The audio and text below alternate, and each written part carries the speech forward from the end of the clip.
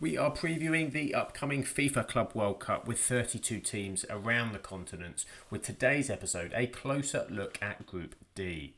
We have the European might of Chelsea with multiple UEFA Champions League wins in their recent history, alongside Flamengo with the history of Brazil on their side, and one of the favoured teams from the South American region. Representing their host nation, it's LAFC Los Angeles FC, earning themselves a late spot with a playoff win, and Esperance de Tunis of Africa completing the group. Let's have a further look at the teams.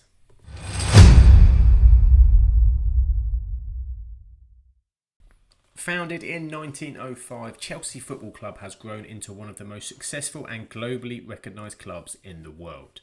Based at Stamford Bridge in West London, the club enjoyed flashes of success in English football throughout the 20th century, including a first top-flight title in 1955 and an FA Cup win in 1970. However, it was the modern era that truly defined Chelsea's status as a European powerhouse. The arrival of Russian billionaire Roman Abramovich in 2003 ushered in a new era of investment and ambition. Claiming 6 Premier League titles and 2 UEFA Champions Leagues during this time, as well as winning the FIFA Club World Cup in 2021.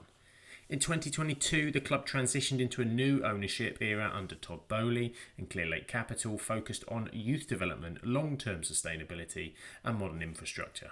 Chelsea make their entry for the third time to the Club World Cup, having won the 2020-21 UEFA Champions League, of course winning the version of this tournament back in 2021.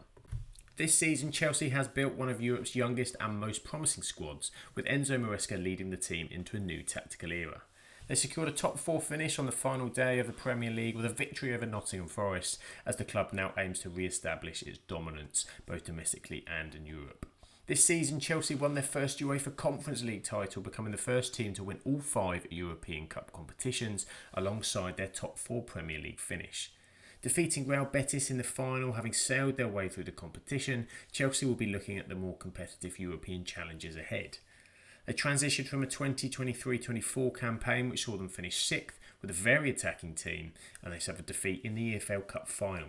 They were managed for that sole season under Mauricio Pochettino, and now they have Enzo Maresca. He's ushering in a new era with his youthful, developing squad. So who are the key players? Well, Chelsea's Cole Palmer has just been named the Premier League Young Player of the Season for the second year running as their most dangerous creative output. He operates between the lines as a playmaker, combining dribbling capability with clinical finishing. His 15 goals and 8 assists in the Premier League this season has seen him key to Maresca's team. Moises Caicedo was signed from Brighton for over £100 million, which is now showing his value, coming to the fruition in the partnership in centre midfield with World Cup winner Enzo Fernandez. He played every league match this season and tallied 84 tackles, which was the second most in the Premier League, maintaining an impressive 63% tackle success rate as he's formed the backbone of Chelsea's midfield. Now, a man who's had many injury challenges, Reece James, he made 27 appearances though this year, which is his highest since the 21-22 season. He plays as a traditional right back or in midfield, showcasing adaptability, and despite his fitness hiccups, he remains influential to Chelsea, guiding younger teammates, reasserting himself in the senior squad under Maresca, and he is a threat from a set-piece delivery.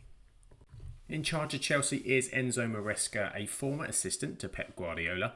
Maresca became Chelsea's head coach in July 2024, signing a 5-year deal after winning the championship with Leicester City. Chelsea enjoyed their best start since 2021 under him, earning 22 points from their first 12 Premier League matches, and he secured the Manager of the Month pretty early on in September. With one of the youngest teams in the Premier League, they recovered a mid-season slump to deliver a top 5 finish and Champions League position for next year. Maresca has instilled a modern, possession-orientated and tactically sophisticated identity at Stamford Bridge. His innovative use of inverted fullbacks and positional rotation has restructured Chelsea into a cohesive and dynamic unit. However, detailed tactical awareness against opponents, limitation in penetration reveal areas for improvement, particularly in defence and final third finishing. So the chances, Chelsea will enter the revamped Club World Cup as series contenders, backed by their solid form. They have a talented yet deep squad. While not among the top 3 clear favourites, their group draw and recent silverware suggests they have a strong chance to progress. They'll head into this group stage as the bookies' favourites to advance, though they'll need strong performances to navigate the travel, congested schedule and off-season fatigue. Their true test will come against Flamengo and LAFC. With youth and experience on their side, Chelsea will want to make a statement on the world stage.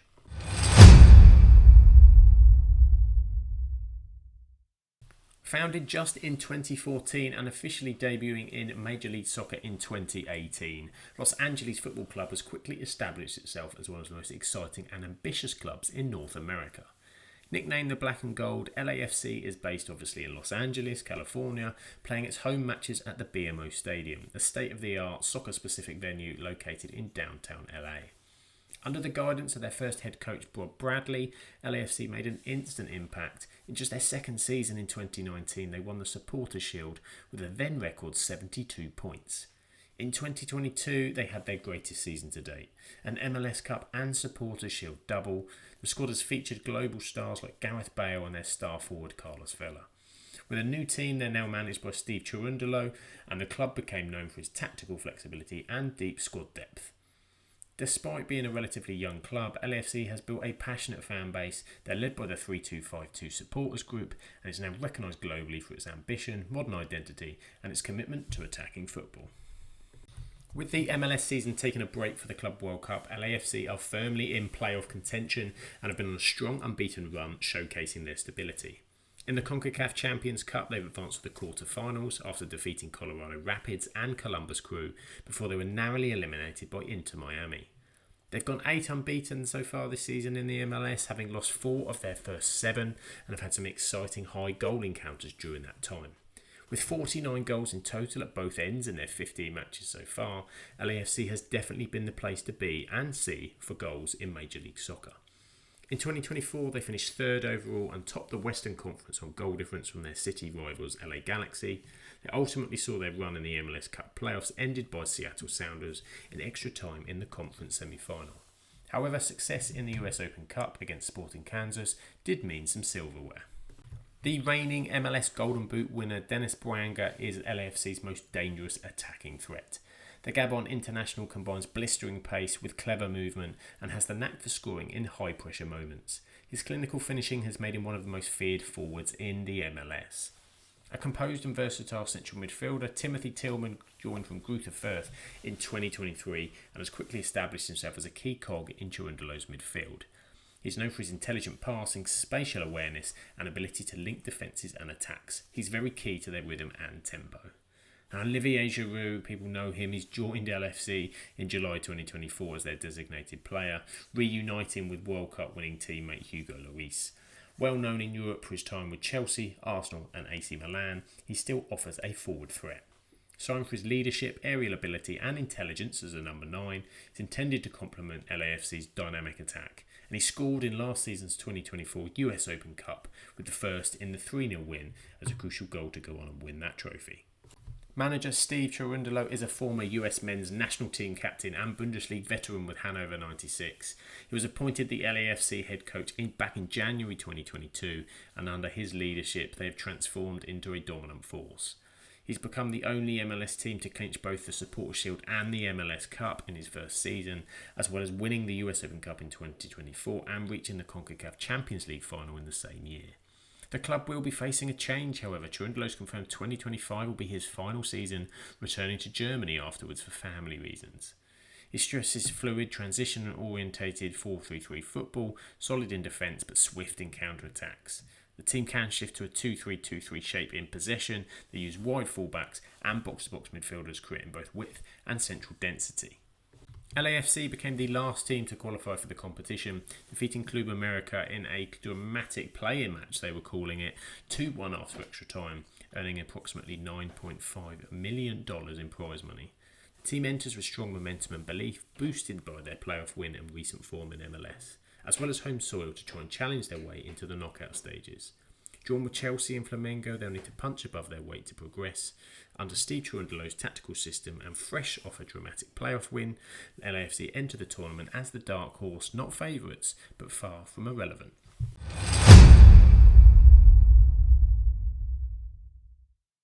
Flamengo are officially known as Clube de Regatas de Flamengo, in one of Brazil's most storied football clubs, with a rich history dating all the way back to 1895. Funnily enough, the club was originally founded as a rowing club before they transitioned to football in 1911, when a group of players from Fluminense joined Flamengo to form its football department. Over the decades, Flamengo became a dominant force in Brazilian football, winning multiple Campeonato Carioca titles and establishing itself as a national powerhouse. Their golden era came in the late 1970s and 80s, led by legendary players such as Zico, Junior and Leandro. In recent years, they've continued to thrive, winning multiple Brasileiro and Copa Libertadores titles, including their 2019 Libertadores victory and runners-up to Liverpool in the 2019 Club World Cup. Their 2022 Copa Libertadores win is what sees them secure their place this time around as they mark their third appearance in the Club World Cup in all. Flamengo head into the Club World Cup in formidable form, just one defeat in the Brazilian Serie A, top of the table and bolstered by recent state and Super Cup titles. They've also topped their Copa Libertadores group and marched into the round of 16. With a clinical attack led by De Arrascaeta and a rock-solid defence, Felipe Luis's side bring momentum, silverware and confidence to this year's tournament. In 2024, it was third place for Flamengo in the league, having finished behind both Botafogo and Palmeiras, who also feature at this tournament. But there was success in the Copa do Brasil. It's been 2020 since their last Premier Brazilian title, and the 2022 Copa Libertadores lives in the memory. They'll be keen to get their hands, though, back on domestic glory once again. Jorjan de Arrascaeta, the Uruguayan playmaker, is in scintillating form. He's led Flamengo scoring charts with 9 goals in 11 games so far, a remarkable tally for number 10. He's central to Felipe Luis's fluid system, orchestrating attacks between the lines and contributing as well with assists, directly involved in over half of Flamengo's 24 league goals this season. A true Flamengo legend, Pedro has returned from knee injury and is back leading their attack. His return adds ruthless finishing ability to Flamengo's versatile front line. From Fluminense to Europe and back, he scored 72 goals and 145 league appearances, including top honours like Copa Libertadores and the Brasileiro titles. New signing Jorginho, the former Arsenal and Chelsea midfielder, signed days before the Club World Cup to add experience and tactical acumen. With a Champions League and Euro 2020 winners' pedigree, he brings calm, elite-level control in midfield and a fantastic touch and passing ability. Felipe Luis is the head coach of Flamengo. The 39-year-old former left-back had a distinguished playing career featuring for Chelsea, also in this group, Atletico Madrid and Flamengo before retiring in December 2023. He began coaching Flamengo's under-17s in January 2024, advancing to the under-20s, winning the Under-20 International Cup in August 2024.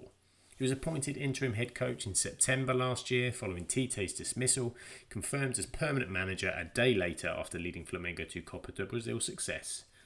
Further successes followed him with the Campeonato Carioca and Supercopa de Brasil, marking his third trophy within 6 months. He draws inspiration from former manager Diego Simeone, emphasising organisation, motivation and mental toughness with his team. While not rigidly defined by a specific formation, Flamengo under Felipe typically displays aggressive pressing, structured defence and adaptability to match situations. Flamengo would like to think they come into this year's Club World Cup as potential contenders, thanks to their Copa Libertadores win in 2022, that they have a pedigree of winning away from domestic leagues.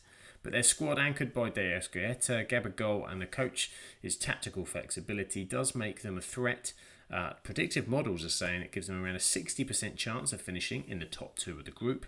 Travel and schedule congestion poses potential roadblocks, but their quality and mentality suggest they're well positioned to challenge the teams within Group D and potentially further beyond.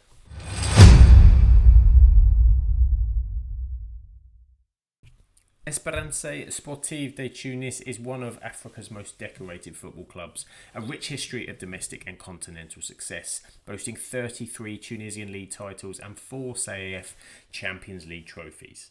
Their continental pedigree is equally impressive, having claimed that CAF Champions League trophy 4 times. Esperance has participated in multiple FIFA Club World Cups as a result, however they're yet to win a match in previous versions of the tournament.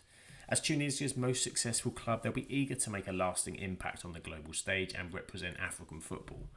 Qualification came this time via their position as the best ranked eligible team in the CAF 4-year ranking. Can they finally break their winless duck in the competition this time around?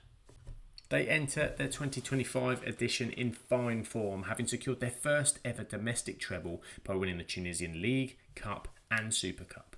Despite managerial instability through the season, Maher Kanzari took charge in March and led the team to a historic treble, winning the Tunisian League by 4 points from closest rivals UAE Monastir and securing their berth in next season's CEF Champions League. 2-0 against Stade Tunisien in the Super Cup back in February was then followed by victory over the same opponents in June as a 1-0 win over Kanzari's former side, sealing their domestic treble. They're making a strong run as well in this season's CEF Champions League, qualifying for the quarterfinals after topping their group stage.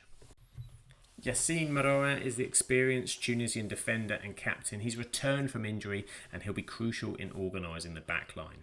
He's their defensive stalwart and leader, shortlisted for the CF Interclub Players Honour and will be essential this summer. Youssef Belali is their top scorer. The Algerian forward is Esperance's most dangerous attacking player, having contributed 35 goals in 35 matches this season. Belali brings flair and incisive creativity. His Champions League form shows he's a match winner who can turn tight games in their favour. Jan Sasa, the Brazilian winger, has been instrumental in their success as well, scoring 21 goals and providing 10 assists since joining in 2023. Sasa is experienced Esperance's engine behind the scenes. He has experience and he crafts chances and scores too, which makes him the heartbeat of their forward movements. Maher Kanzari took charge of the team, succeeding Romanian coach Laurențiu Regenkamp following a dip in form despite the fact they topped the league. Kanzari, aged 52, is a former midfielder who played and managed Esperance in the early 2010s, including their 2012-13 and 2013-14 campaigns. Since taking over, Kanzari has led them back to the top of the Tunisian League One and secured both the Super Cup and Tunisian Cup, showcasing his ability to immediately produce results. They rely on a compact defensive structure. Maria leads the back line and they often sit deep against stronger opponents and look to frustrate attacking teams, which you'd expect them to do this summer. They do have a strong aerial presence and they're dangerous from set pieces.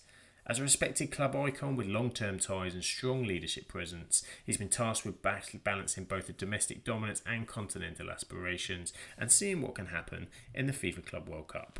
So there's no doubt that Esperance de Tunis face a challenging path in this year's Club World Cup, given the strength of their Group D opponents. They have emerging stars like goalkeeper Amanala Marmish, defensive leader Mariah and attacking talents like Ashraf Jabri. They arrive in the tournament at least with some momentum.